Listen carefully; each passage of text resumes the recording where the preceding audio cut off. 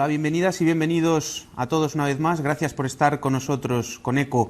Todas y todos tenemos derecho a ser cuidados a lo largo de nuestra vida, o al menos en teoría, porque nuestro sistema de protección social está incompleto hasta que no desarrollemos un sistema suficiente de cuidados, ¿no? Tarea que históricamente ha recaído en las mujeres. Bien, pues la intervención pública, las políticas públicas que se han puesto en España para atajar este problema se han centrado principalmente en aquello que hemos llamado las políticas de conciliación de la vida personal y familiar, que podemos resumir diciendo que básicamente son facilidades para que las mujeres se retiren total o parcialmente del empleo durante los periodos en los que existe esa necesidad de cuidados.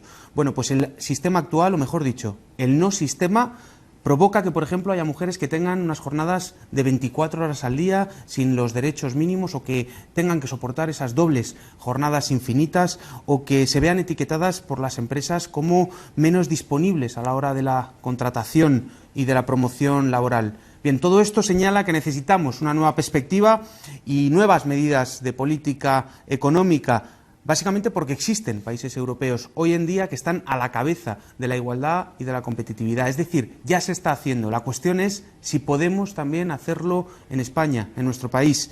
¿Es posible realizar este tipo de políticas? Bueno, pues de este importante tema social y económico vamos a hablar hoy aquí en ECO, en nuestra mesa, y vamos a tratarlo porque básicamente queremos ponerlo en la agenda política y mediática de este país. Nos parece suficientemente relevante. Así que pasamos a presentaros a nuestros invitados e invitadas que nos van a dar una perspectiva acerca del tema de los cuidados. Bienvenidos. Esto es ECO.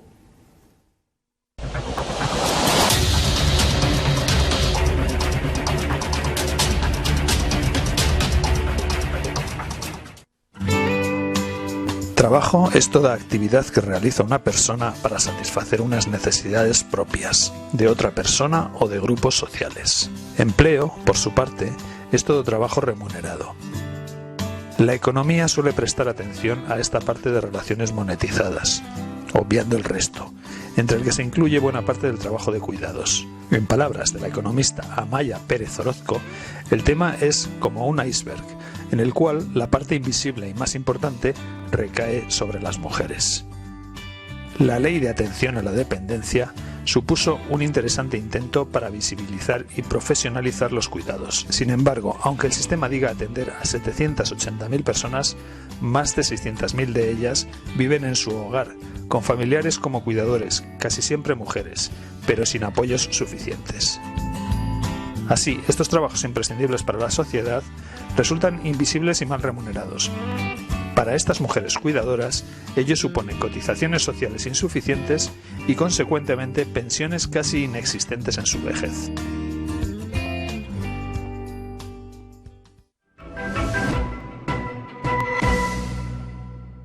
Bueno, pues esta era nuestra jerga económica donde queríamos diferenciar entre trabajo y empleo. Pasamos a presentaros a nuestros invitados e invitadas. En primer lugar, tenemos a Viviana Medialdea, profesora de la Universidad Complutense de Madrid y miembro del colectivo Novecento. Bienvenida y muchas gracias por estar con nosotros. Buenas noches. Buenas noches. Luis Barriga, experto en temas de dependencia y responsable del Servicio de Estudios de la Asociación de Directoras y Gerentes de Servicios Sociales. Bienvenido y muchas gracias por estar con nosotros. Gracias, buenas noches. Y también tenemos a Sara Mateo, que es politóloga, experta en igualdad y activista del movimiento feminista. Bienvenida y muchas gracias por estar con nosotros. Buenas noches. Pues si queréis vamos a empezar con una pequeña toma de posición, con un pequeño titular. Tenéis un minutillo cada uno de vosotros para establecer vuestro posicionamiento inicial acerca de lo que nos estaba comentando la jerga económica o acerca del tema, el sistema de cuidados. Empezamos contigo si quieres, Viviana. Vale, yo lo que resaltaría así para empezar del sistema de cuidados es que es un elemento que suele pasar desapercibido cuando analizamos una economía, cómo nos organizamos económicamente, y que sin embargo es una cuestión básica, ¿no? Ni más ni menos lo que nos está diciendo es cómo nos organizamos, qué parte llevan a cabo las instituciones públicas y privadas y qué parte llevamos a cabo dentro de los hogares para atendernos a toda la población. Toda la población a lo largo de nuestra vida necesitamos cuidados, pero precisamente existen colectivos especialmente vulnerables, la infancia y la dependencia, que necesitan muchos más esos cuidados. Ese reto tan fundamental de cómo atiende una sociedad a esa población más vulnerable, cómo lo resuelve, ¿no?, que sería una cuestión, podríamos decir, casi definitoria de su grado de civilización, es lo que arroja el sistema de cuidados. Muy bien, Viviana, muchas gracias. Luis, tu minuto. El asunto es muy amplio, porque efectivamente el sistema de cuidados no se trata solo de las personas en situación de dependencia, sino que está la infancia, está cualquier persona que además muchas veces es en momentos puntuales, ¿no? Bueno, la infancia se pasa, pero también hay momentos de enfermedad u otros en los cuales todos podemos estar en situación de necesitar cuidados o de necesitar apoyos para realizar actividades de la vida diaria. El asunto es hasta qué punto hay condicionantes, o una de las cuestiones que podríamos tratar es hasta qué punto hay condicionantes que se han llamado de tipo cultural, y yo lo niego.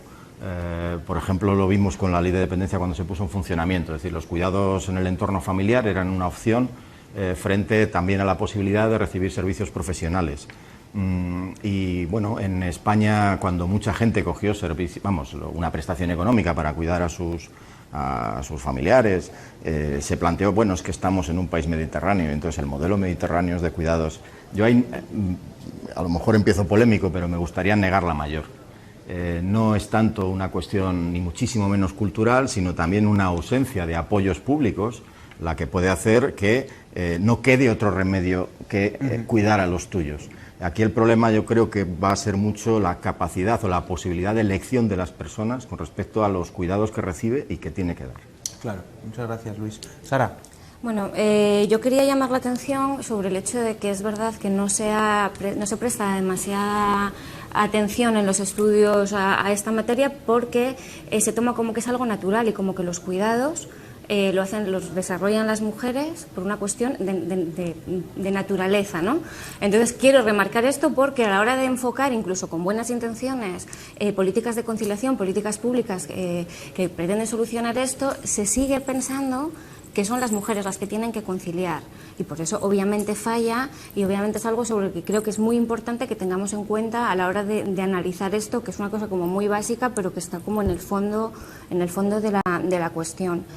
Y bueno, pues un poco que esto tiene consecuencias no solamente en cómo se configura el mercado laboral en un momento determinado, sino que esto va a tener consecuencias para el futuro de estas, sobre todo mujeres que dejan el trabajo para dedicarse al cuidado, porque el derecho, en este estado de bienestar que tenemos, los derechos los garantiza haber trabajado, ¿no? Eso está vinculado a lo laboral. Entonces creo que es importante atajar esto y tener en cuenta esa premisa. Bueno, pues yo creo que tenemos todos los elementos ya encima de la mesa. Si queréis empezamos a debatir, y es cierto que habéis dicho muchos de vosotros que en cierto sentido un sistema de cuidados es algo desconocido o que no se habla lo suficiente para la importancia que tiene económicamente hablando. Entonces, lo primero que yo os preguntaría es ¿cómo podemos definir eso que es un sistema de cuidados para las personas que nos están viendo? Es decir, ¿qué es lo que incluiría? Luis ha hablado un poquito, infancia, vejez, dependencia, en fin, muchas cosas, pero ¿qué es lo que incluiría un sistema de cuidados completo, suficiente,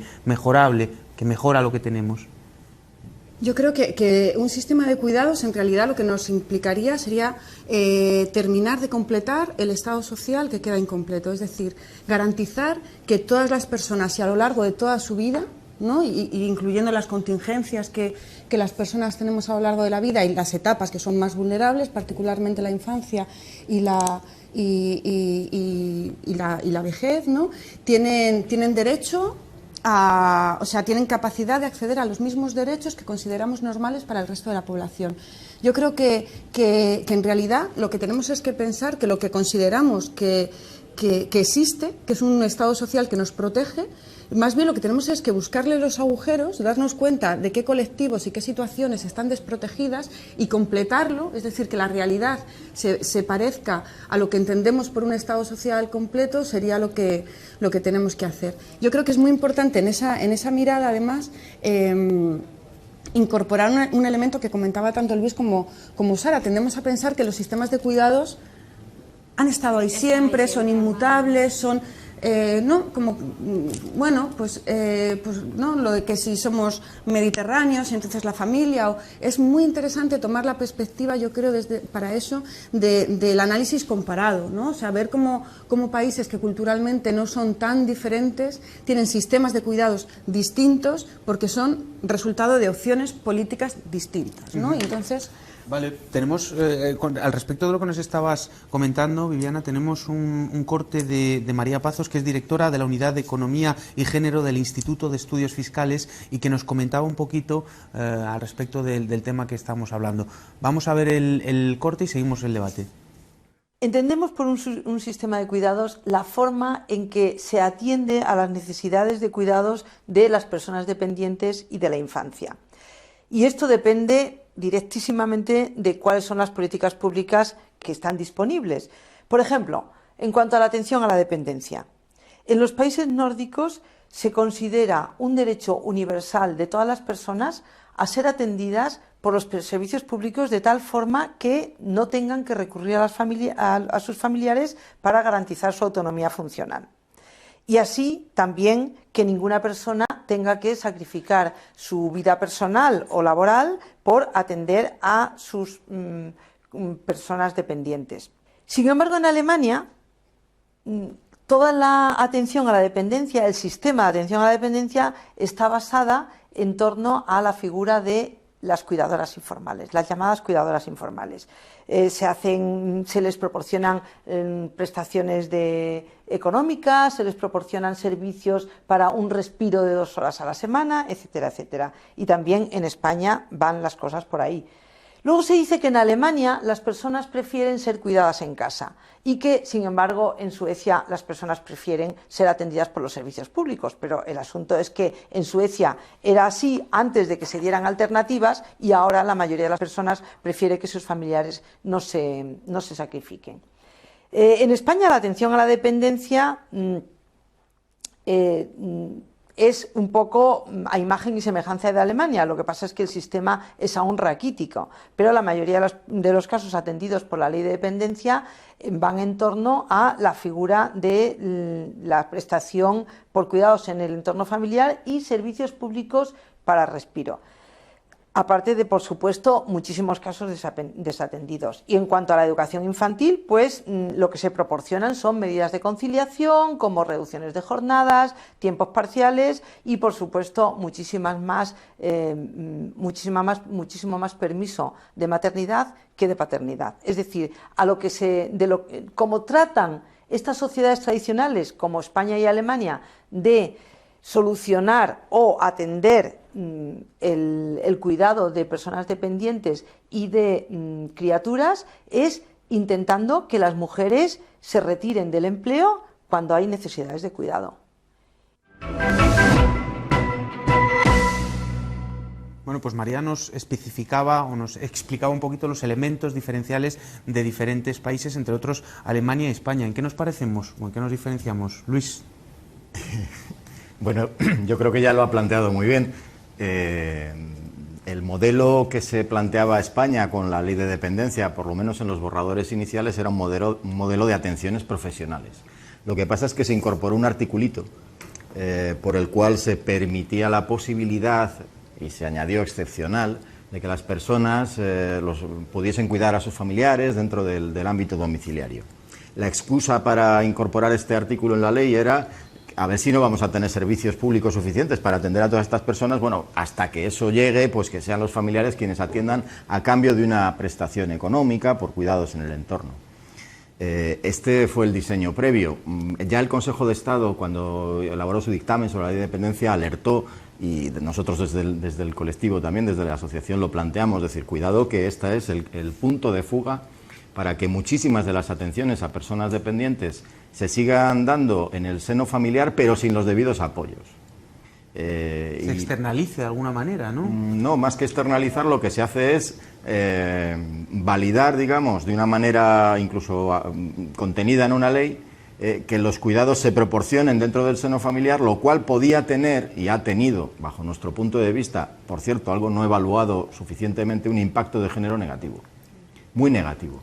Porque unido esto a la crisis que se ha soportado Nos encontramos con domicilios en los cuales hay una pensión pequeña que entra, más una aportación que se ha ido haciendo todavía más raquítica, especialmente a raíz del decreto de julio de 2012, una prestación por cuidados a lo mejor a esa persona pensionista, pero que eso, desde un punto de vista económico, es una también esclavitud de los cuidados. Es decir, quien está cuidando, que es mujer en el 90% de los casos, no tiene posibilidad de elegir otra opción. No hay otra alternativa. Es esto o nada.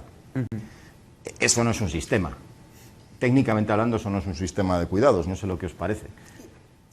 Sí. Solamente una frase. O sea, para terminar de completar el retrato que yo creo de la situación de las cuidadoras informales en la ley de dependencia, que yo creo que es paradigmático del tipo de sistema que tenemos en nuestro país. No solo muchas mujeres no tienen otra opción que dedicarse a cuidar en el ámbito familiar en esas pésimas condiciones, sino que es que muchas veces esas personas dependientes no tienen otra opción de ser cuidadas que una familiar, que una madre, que una hija, que una hermana se sacrifique para cuidarlas, lo cual es una situación terrible por los dos lados. Tanto ¿no? del Porque dependiente también, como del claro, cuidador. El dependiente es incapaz de no... O sea, obliga a alguien de su entorno próximo a generar un sacrificio de esa dimensión, porque es la única opción que tiene frente a quedar abandonado. Pensemos en esto, el impacto de género de cara a las cuidadoras, pensemos en ese 1,5 millones de personas mayores que viven solas, es decir, que no tienen familia.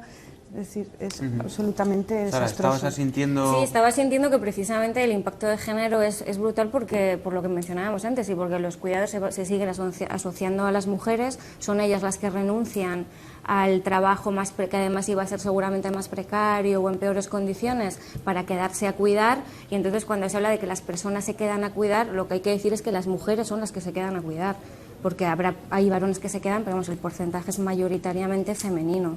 Entonces, en el momento en el que no hay medidas que asuma el Estado para que asuma esos cuidados el Estado, como que recaiga en personas o lo dejemos a la voluntad de personas que vayan a hacer o dejar de hacer, esas personas van a ser mujeres. Creo que es importante enfatizarlo. No, y además es lo que nos comentabas antes, precisamente, que esa precariedad o el hecho de que soporten principalmente las mujeres los cuidados y que dejen el empleo, pues eso supone además tiene consecuencias para el futuro, ¿no? Para el acceso a derechos, para acceso a pensiones, o sea que no solamente es una precariedad momentánea y circunstancial, sino que va a tener consecuencias en el futuro para el bienestar de todas las personas. Aparte de las consecuencias sociales, porque se van a seguir manteniendo todas estas carencias que impiden que se desarrollen las personas y tal. O sea que es todo mucho más complejo, pero bueno, en este punto en concreto así.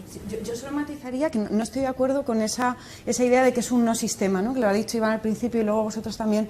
Yo creo que al contrario, que lo que tenemos que visibilizar es que hay un sinfín de elementos institucionales, de políticas públicas, de características del mercado laboral, de políticas de conciliación, de servicios públicos que existen o no existen y son de una forma o no de otra, que empujan sistemáticamente a que sean las mujeres las que tomen... O sea, no es como de... Bueno, es que la inercia y un montón de elementos de... Claro, es que al final esos elementos surgen de esa inercia. O sea, en el momento en que tenemos interiorizado que las mujeres, por nuestra condición de maternidad, seamos madres o no, tenemos ciertas características que nos hacen cuidar mejor, mientras la sociedad tengamos eso asimilado, todas las políticas, todas las propuestas que se hagan van a ir encaminadas en ese sentido. Claro, pero yo creo que es importante señalar que no es que sea solo inercia y no haya políticas. Claro, las hay políticas que empujan. Están dirigidas. Claro, y es importante porque el hecho de que hay políticas que identifiquemos cuando estudiamos que están empujando en la mala dirección, quiere decir que hay políticas con capacidad de empujar en una dirección o en otra,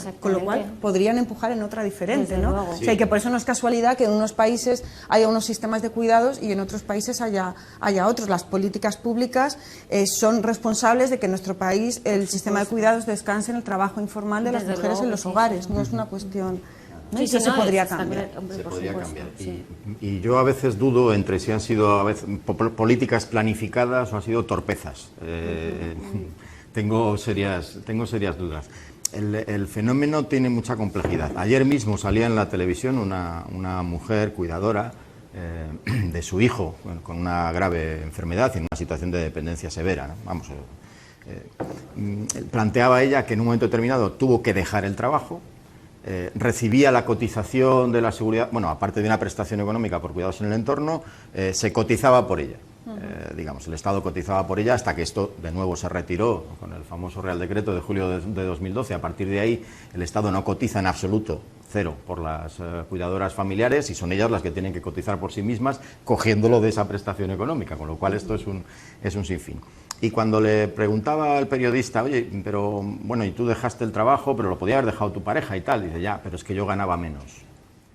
Es decir, es una trampa, es un cepo. Sí, es decir, totalmente. generalmente la mujer gana menos, con lo cual, si alguien tiene que dejar el empleo para cuidar, encima es la que gana menos por una cuestión de economía familiar.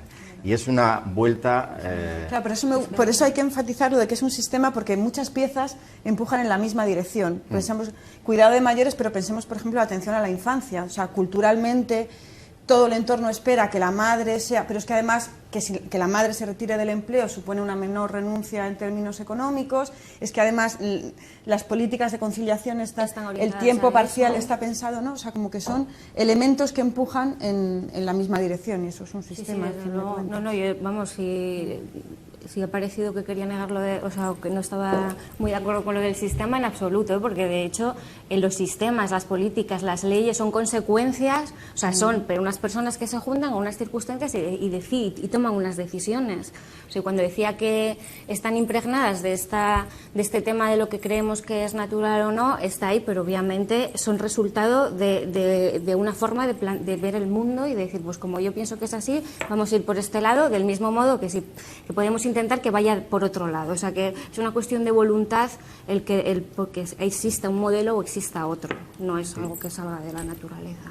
Sí, me gustaría también comentar una cuestión que ha salido, que es la de los modelos, el modelo nórdico, el modelo mediterráneo. En mi opinión, y esto es una opinión que seguramente es muy discutible, no se trata tanto de hacer una opción por cuidados profesionales versus cuidados en el entorno familiar o cuidados proporcionados por familiares. Yo no creo que sea algo incompatible en absoluto. En lo que hay que centrarse es en la calidad de vida y en el proyecto vital de las personas, tanto cuidadores como los que necesitan cuidados.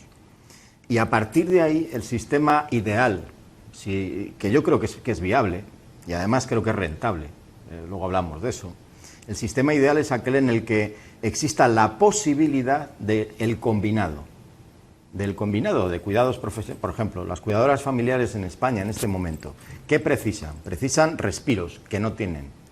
Precisan no quedarse, por supuesto, fuera del sistema productivo, cosa a la que se les está forzando. Precisan que se detecte en un momento determinado la claudicación. Es decir, las tensiones y la presión a la que se ve sometido el cuidador en determinadas circunstancias es terrible. O sea, había quien estaba analizando, investigando qué ocurre en el caso de dependencia, por ejemplo, en los casos de dependencia de personas mayores, qué ocurre cuando fallece aquel al que llevas cuidando X años. La pérdida, el vacío, el sentimiento incluso se estaba analizando las cuestiones físicas, quiero decir, hay trabajos de cuidados que también requieren trabajo físico pues muy elevado, y eso deja unas consecuencias físicas a lo largo de la vida, ¿no? Lo ideal es que todos tengamos la opción, cuando todos vamos a estar en una situación de dependencia, por cierto, es inevitable, todos vamos a pasar por ahí, de una u otra manera. El que podamos elegir quedarnos en nuestro hogar y ser atendidos por los nuestros es maravilloso, es fantástico. Ahora, tienen que existir los apoyos suficientes, profesionales, económicos, culturales, etcétera, para que eso sea viable.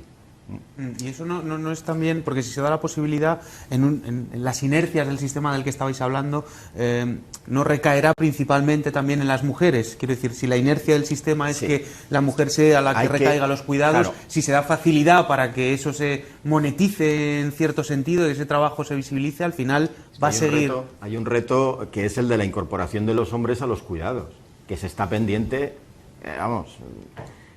Un dato de la OCDE, creo que es del año 2013, el análisis que hacían. España es el país donde los cuidados tienen una mayor intensidad horaria con respecto al resto de los países de la OCDE, solo superados por Corea. La mitad de las personas que se dedican a dar cuidados en el hogar dedican más de 20 horas semanales de cuidados. Eso es una pérdida de capacidad productiva y sobre todo no elegido, que es lo que es tremendo, que es una trampa en muchas ocasiones. Yo creo que claro, lo que dice Luis está bien, el tema es, en realidad no es tan fácil garantizar que en un contexto como este se están tomando decisiones en condiciones de libertad, ¿no? Entonces, ¿cómo garantizamos que se están tomando esas decisiones en condiciones de libertad? Pues solamente si las mujeres que supuestamente van a elegir quedarse a cuidar tienen de verdad la opción de incorporarse a un mercado laboral en unas condiciones dignas que les permita una autonomía económica suficiente. Si las personas dependientes o la infancia tiene como una alternativa unos servicios públicos de suficiente calidad, etcétera, ¿no? Yo creo que lo que tenemos que pensar más bien es que cuando las opciones, y esto pasa en general cuando analizamos procesos sociales, cuando las opciones siempre se decantan del mismo lado, no suelen ser una suma de decisiones individuales que casualmente se decantan para el mismo lado, sino lo que tenemos son elementos estructurales que están empujando para ese lado. Y lo que yo creo que tenemos que entender que hay que atacar de raíz es ese modelo social en el cual está especializado el cuidado dentro del ámbito privado. O sea, yo creo que los modelos,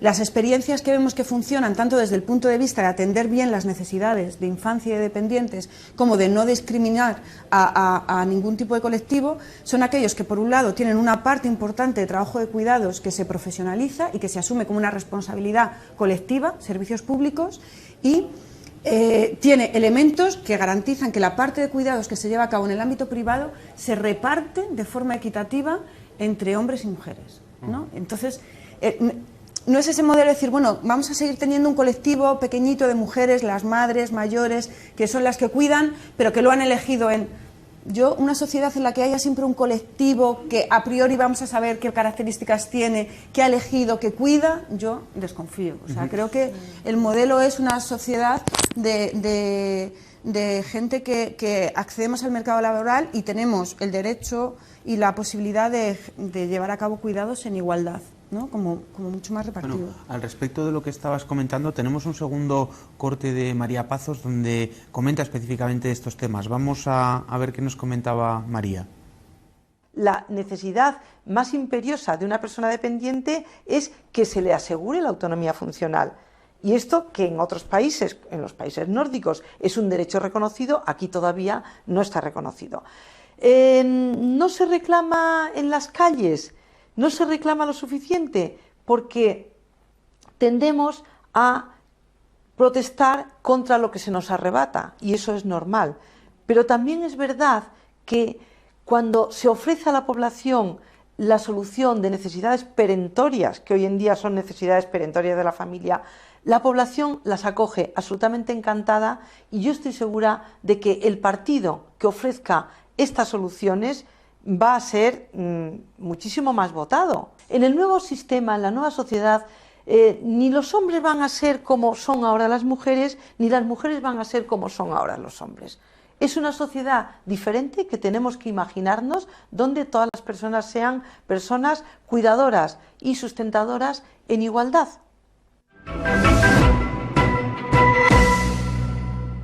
Bueno, a mí me gustaría también, dado que es un programa de economía y pues tratamos de dar una perspectiva crítica desde la economía, analizar esto en términos, lo hemos analizado en términos de derechos sociales y justicia social, pero también en términos económicos, tiene un impacto, es decir, en términos de productividad, en términos de mercado laboral, lo estabais comentando.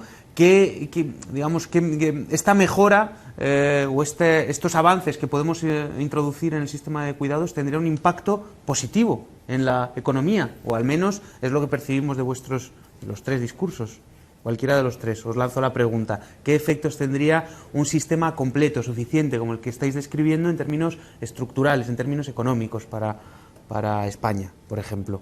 Viviana. Pues para empezar tenemos que pensar que un sistema, en el fondo, un sistema inteligente, es decir, que no asignara a las personas su función social según su sexo biológico, ¿no? sino que aprovechara el potencial de todas las personas, aprovecharía el capital productivo de mujeres que actualmente está desperdiciado, y también el potencial cuidador, ¿no?, de los hombres que actualmente está sin desarrollar. Tenemos que pensar además que en nuestro país desarrollar un sistema de cuidados hasta llegar a un sistema de protección social completo implicaría necesariamente aumentar nuestro estado del bienestar, ¿no?, aumentar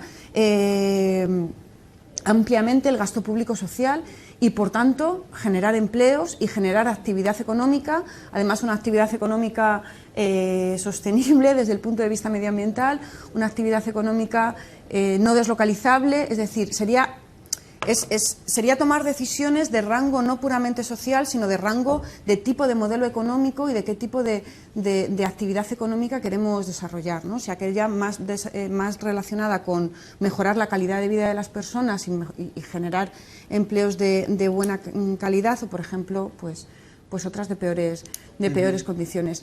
En realidad,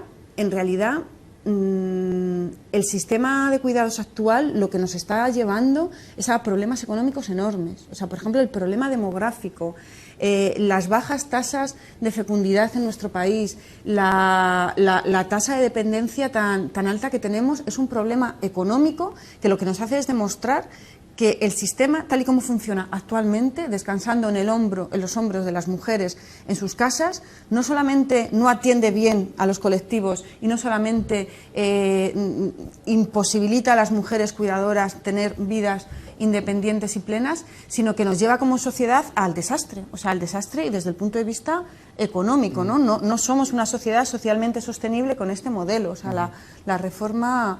Podríamos decir que hay modelos... A lo mejor no sé si lo habéis nombrado, Suecia o algún otro país nórdico que tiene experiencias positivas en este sentido, tanto en términos de justicia social como en términos de modelo productivo del que nos hablaba Viviana. Luis, por ejemplo. Sí, bueno, yo no he calculado dentro del PIB de estos países lo que suponen un sistema de cuidados y sobre todo también los retornos que conllevaría pues esa inversión, porque no es gasto social, me gusta más hablar ahí de inversión social. La situación actual en España, los cuidados informales podrían representar, y son estudios que se hicieron pues a poco de ponerse en funcionamiento la ley de dependencia, o análisis o estimaciones, ¿no? Podría suponer pues cerca de 50.000 millones de euros si se valorizasen simplemente los cuidados a personas dependientes que están prestando personas, familiares, etcétera. Si todo eso lo reconvertimos o se reconvierte una buena parte en empleo, en servicios profesionalizados que apoyen esos cuidados familiares, etcétera, etcétera, sabemos que los retornos son inmensos. Hace poco hicimos una estimación, solo cogiendo el año 2013, que fue un año de inmensos recortes en gasto estatal en dependencia. Si se hubieran doblado la cantidad que ponía el Estado, aparte de las comunidades autónomas y los copagos, olvidemos eso, solo con que el Estado hubiese puesto 1.200 millones más en cuidados profesionales a personas dependientes, que son inmensamente necesarios, pues se hubiera atendido a 85.000 personas más, se hubieran generado cerca de 70.000 empleos ex novo, no deslocalizables, etcétera. Y además, si calculamos los retornos de actividad económica que eso conlleva, al final el déficit que supondría esa inversión de 1.200 millones será de 277 millones de euros. Todo lo demás se recupera. Y se recupera en forma de impuestos, de contribuciones, entonces, es decir, por eso calificamos a veces entiendo que hay direcciones, ¿no?, de las políticas en positivo o en negativo. Yo creo que también hay veces que la dirección es terriblemente torpe, porque incluso cogiendo balanzas fiscales es incomprensible el coste de oportunidad que está soportando España por no invertir en este tipo de política. Hay algún economista que en el País Vasco hizo cálculos zonificados, ¿no?, con tablas input-output, etcétera, sobre cuáles son los retornos que se obtenían por la actividad de servicios sociales en concreto, y resulta que estaban por encima esos retornos del turismo o, por supuesto, de la construcción.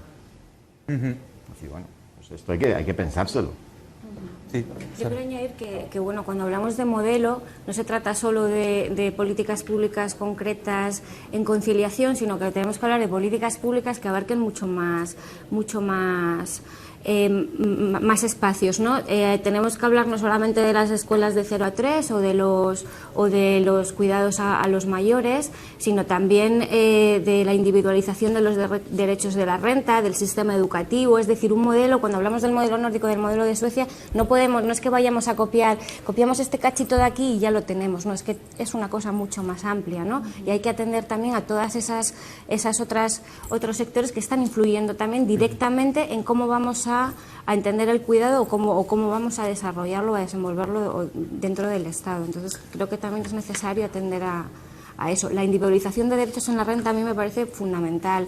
O sea, el sistema fiscal que tenga un país influye radicalmente en los cuidados.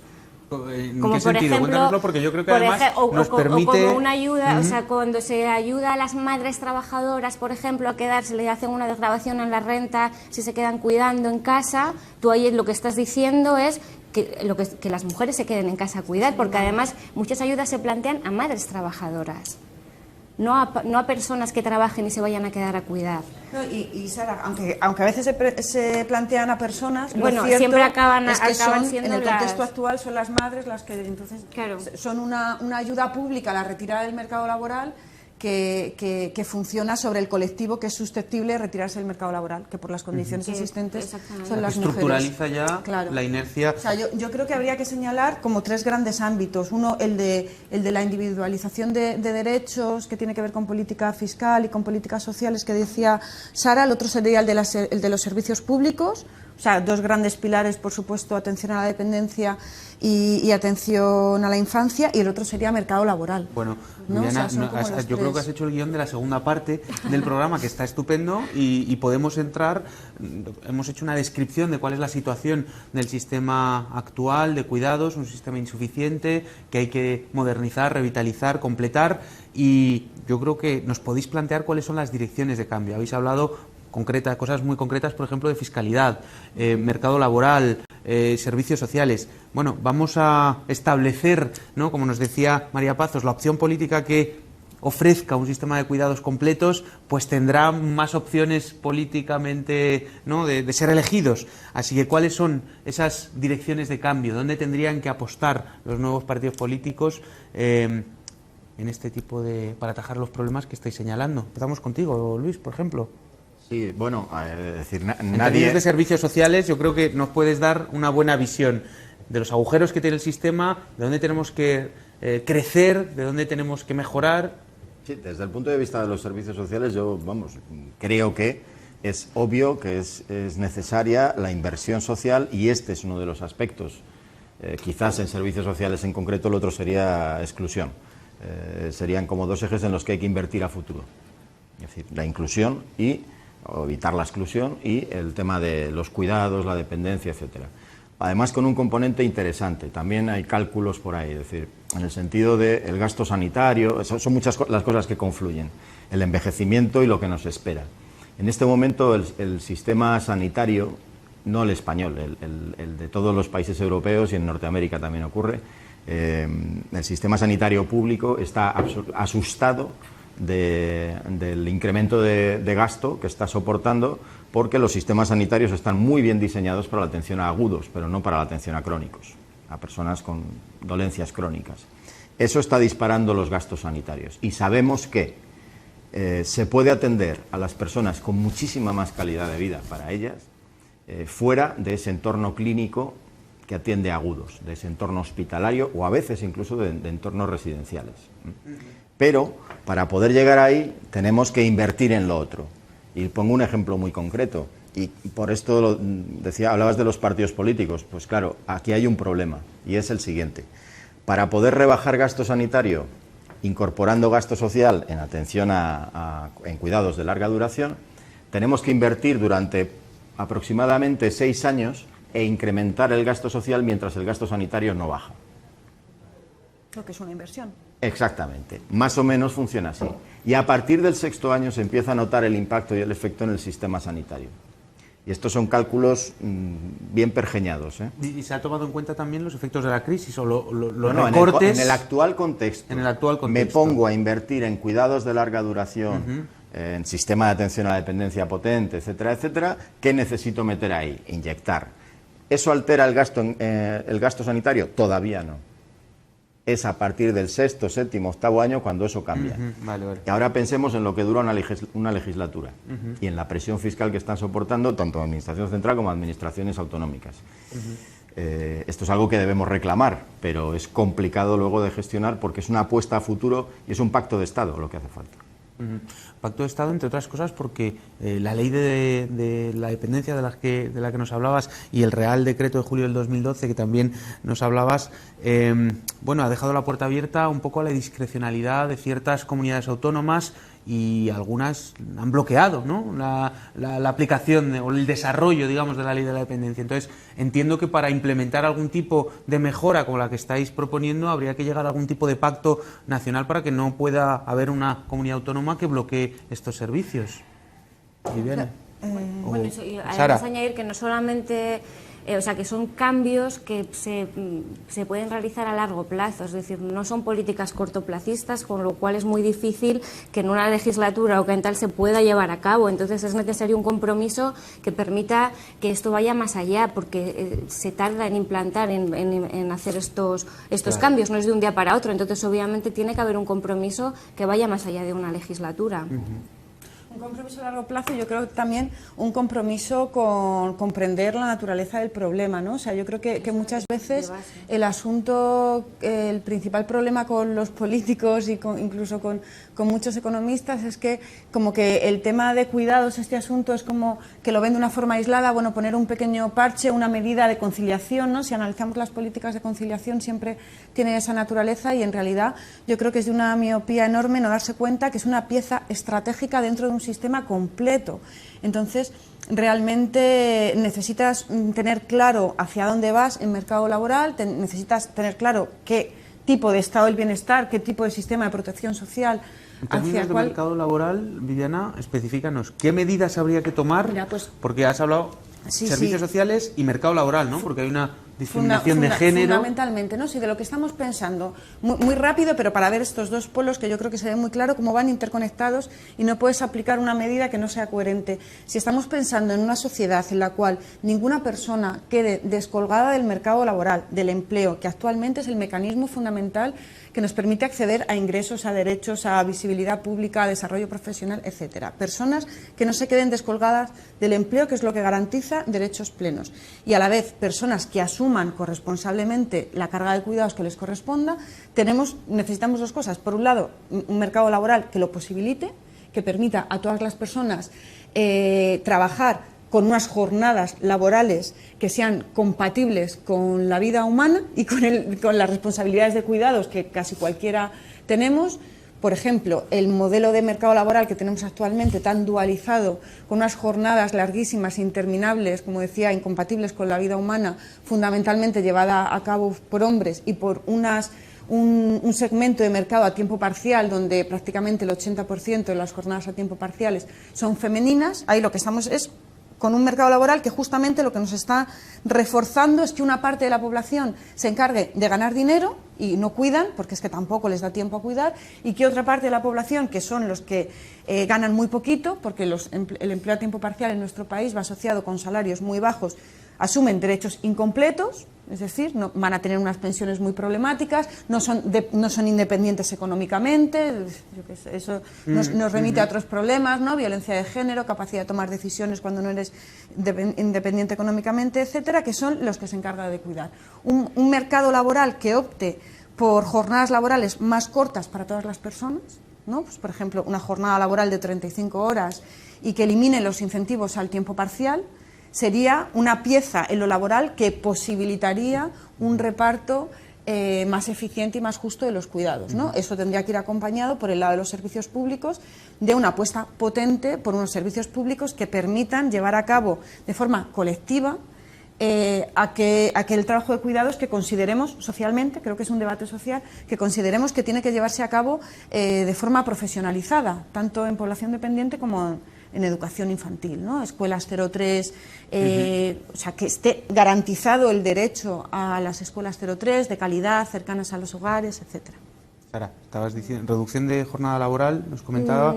Sí, bueno, yo, aparte de lo que ha comentado ella con respecto al mercado laboral en sí, hemos hablado también de servicios públicos. Otro de los temas que tendrían que acatar los partidos políticos sería el tema de la reforma fiscal, que también lo hemos mencionado y que a mí me parece fundamental, porque nunca se habla de la reforma fiscal porque parece que es algo como que no está directamente vinculado a los cuidados y lo está de una manera que estructura al final, ¿no?, el sistema, y luego además de educación también, porque ya sé que siempre tenemos que hablar de eso, pero es que hablamos de porque para que los varones se incorporen a los cuidados, a ver si te apejes eso por arte de magia, no sucede. O sea, entonces tenemos que también tomar medidas en el sistema educativo para fomentar la corresponsabilidad y incluso hasta fomentarlo de alguna manera en empresas o tal, facilitando, porque hay un modelo mental que hay que romper y que eso cuesta, y también hay que incidir en ello, porque también los permisos han puesto encima de la mesa en el debate fundamental político. Los permisos... Hay diversas formaciones que lo están ofreciendo con diversas matizaciones, con ¿no? matices. Y merece la pena que nos expongáis también un poquito qué efectos tienen las diferentes propuestas, ¿no? ¿Qué es eso de los derechos personales intransferibles? ¿Por qué tienen que ser transferibles o por qué no, pagados al 100%, etcétera? Y luego, Luis, quiero que me respondas cómo se paga todo esto. Pero... Sí, bueno, así pues muy brevemente, es una manera de evitar, para empezar, que las empresas a la hora de contratar vayan a discriminar pensando, no voy a contratar a una mujer porque se va a quedar embarazada y entonces va a coger un permiso y tal. Si fueran iguales, ese problema la empresa, por ejemplo, a la hora de contratar, pues no lo tendría, ¿no? No es aparte por una cuestión de justicia social, aparte de que es la manera de que los varones se impliquen en el cuidado. Yo antes hablaba de la educación, pero otra forma fundamental de la que los varones, que los padres cuidan a sus hijos, es que estén con ellos y que pasen tiempo con ellos, con lo cual es otra de las ventajas que tendría. ¿Por qué tiene que ser intransferible? Precisamente por lo que hablábamos antes de que si lo dejamos así un poco al azar, las que acaban cuidando siempre son las mujeres, ¿no? De hecho, los varones que han cogido bajas de paternidad desde que, la ampliación esta que tuvimos con la ley de igualdad es muy pequeñita, ¿no? Y en Islandia, por ejemplo, que se ha hecho un estudio de permisos donde los varones lo han cogido y tal, se ha demostrado que cuando los hombres están con sus hijos más tiempo y con sus hijas, cuidan más, esa barrera se empieza a romper, ¿no? Eso es una de las cosas así como más... Además, una cosita, no solamente, todo lo que ha explicado Sara lo suscribo 100%, pero es que además está el derecho a los niños y las niñas a ser cuidados también por sus padres. Es decir, no sé, los niños y las niñas, como no votan, ¿no?, sus derechos parece que son siempre menos tenidos en cuenta, pero una criatura tiene derecho a disfrutar en esos primeros tiempos de su vida de sus dos progenitores si los tiene, y el padre también tiene derecho. Yo no creo que haya otro derecho de la seguridad social que se discrimine en función del género, ¿no? Si un trabajador y una trabajadora cotizan igual, porque tenemos derecho a una prestación, ¿no?, a un permiso con una duración tan diferente, aparte de todos los efectos de los que ha hablado Sara. A mí me gustaría, lo he dicho así un poco al principio, pero Luis, me gustaría, todas las medidas que estáis proponiendo conllevan un coste, independientemente que pueda ser inversión y efectivamente eso tenga retorno, pero es un coste. Entonces, a lo mejor en este contexto de austeridad, o de recortes generalizados, de este corsé europeo, fiscal, etcétera, se hace difícil incrementar el gasto para financiar todas estas medidas. Luis, ¿de dónde puede salir el dinero? ¿Cómo se pueden financiar? ¿Cómo se puede convencer de que no es un coste, sino que es una inversión, etcétera? Yo, como no soy economista, me puedo permitir ser ingenuo. Entonces, me plantearía, por un lado, calculemos el coste de no estar haciéndolo.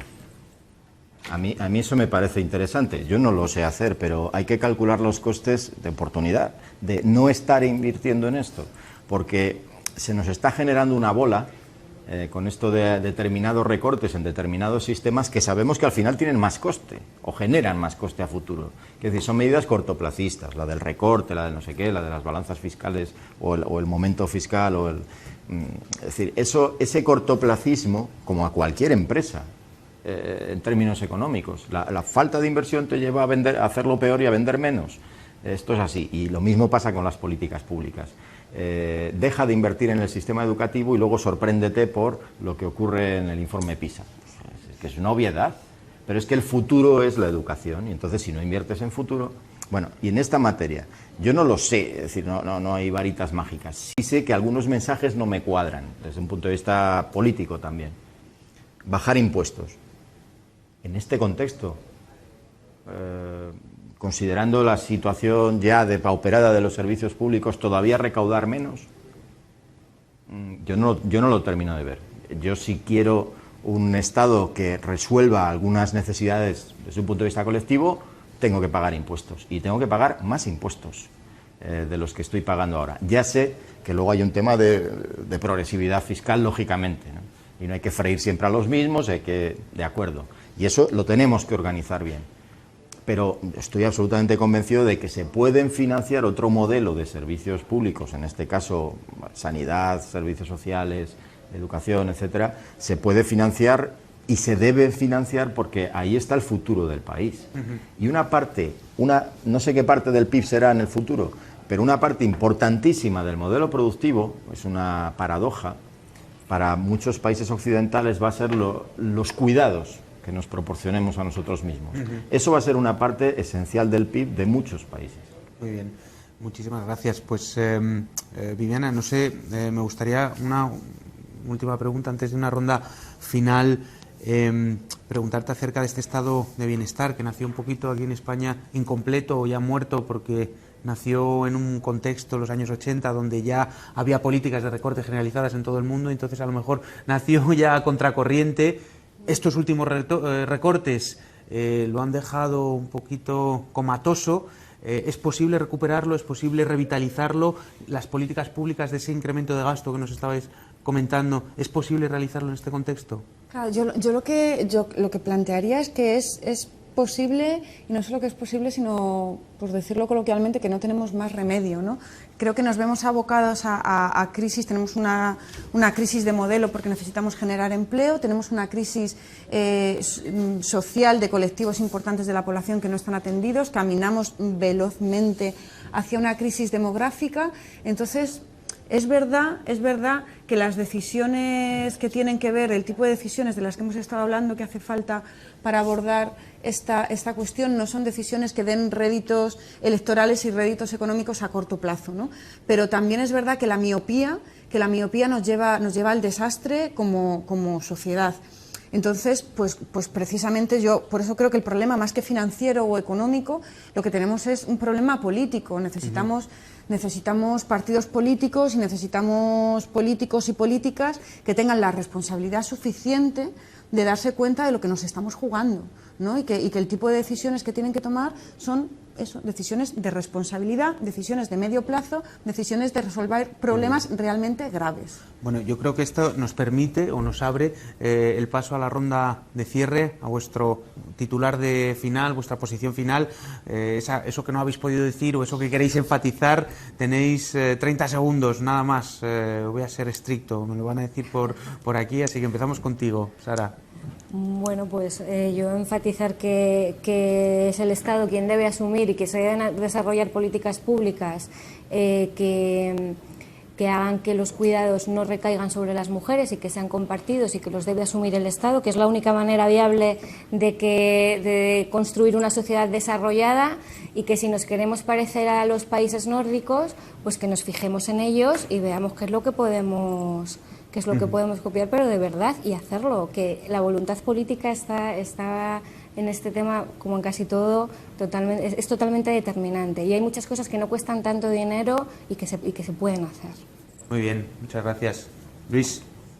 Yo querría insistir en la idea de inversión social. Hay un filósofo que estudiaba los atascos de tráfico para evaluar cómo los comportamientos individuales acaban generando más atasco aún. Eso de que vas por un carril y dices, coño, este va más lento, entonces te cambias y tal. Y esto acaba generando más atasco. Y él lo pone como ejemplo de estupidez sistémica. El comportamiento de muchos estados occidentales y del nuestro ha sido, el paradigma. En estos últimos 6 años, con respecto a las políticas públicas de bienestar, ha sido de estupidez sistémica, de cortoplacismo, de moverme o ponerme de perfil en un momento determinado donde determinada balanza fiscal no no me cuadraba. Esa falta de visión ha hecho daño, pero yo estoy muy esperanzado en que se puede salir del atasco, tener una visión más global y hacer inversión social real, que por otro lado es factible desde el punto de vista económico. Viviana. Yo insistiría en dos ideas. Por un lado, el sistema de cuidados que tenemos actualmente es desastroso, pero no solo porque desatienda a los colectivos de la población más vulnerable y no solo porque discrimine a las mujeres que llevan a cabo el trabajo de cuidados, sino porque genera problemas sociales de orden global. Es decir, es un sistema de cuidados que como sociedad nos aboca a una situación muy problemática. O sea, es un problema social global. Y la segunda idea es que la buena noticia es que tiene solución, es que afortunadamente tenemos ejemplos de otros países que se organizan de otra manera, que las políticas públicas se ponen a funcionar en otra dirección y que por tanto no nos enfrentemos a algo que sea inmutable, que sea cultural y que no tenga remedio, sino que realmente si tuviéramos la voluntad política de hacerlo podríamos cambiarlo y precisamente en una situación de crisis casi se abre especialmente la oportunidad para hacerlo, ¿no? Porque es evidente que hay que cambiar cómo estamos funcionando, cómo funciona el modelo productivo, cómo hace aguas el estado del bienestar. Entonces yo creo que se puede y es un buen momento. Bueno, pues muchísimas gracias, Viviana, Luis, Sara, ha sido un placer escucharos. Yo creo que nos ha permitido entablar con vuestra conversación, comprender muchos de los elementos que muchas veces pues no entendemos, así que nada, muchísimas gracias y esperamos que volváis pronto. Gracias. Muchas gracias. Y como siempre queríamos terminar el programa recomendándoos un par de libros. Uno de ellos es el libro de María Pazos Morán, que ya va por su segunda edición, Desiguales por ley, las políticas públicas contra la igualdad de género. Os lo recomendamos. María ha estado aquí en el programa varias veces, hoy la hemos tenido en entrevista, merece la pena el libro. Y en segundo lugar tenemos también, o queríamos recomendaros ¿Dónde está mi tribu? Maternidad y crianza en una sociedad individualista. Ahí lo tenéis en pantalla. Es un libro de Carolina del Olmo y de la editorial Traficantes de Sueños. También muy recomendable. En cualquier caso, nosotros desde aquí nada más queríamos convocaros al próximo programa de ECO, que será ya el 15 de diciembre. Un programa fundamental para lo que viene justo después, el 20 de diciembre, un programa que va a estar centrado, el programa del 15 de diciembre, en las propuestas económicas de los partidos, en cuál es el proyecto económico que nos quieren ofrecer las diferentes fuerzas políticas para el 20 de diciembre, porque en cualquier caso no solo decidimos, ya lo hemos dicho en otras ocasiones, un gobierno, sino cómo se gestiona esta crisis, cómo se sale de esta crisis, que tiene mucha importancia. Nada más, muchísimas gracias y nos vemos en el próximo ECO. Por favor, a difundir el programa.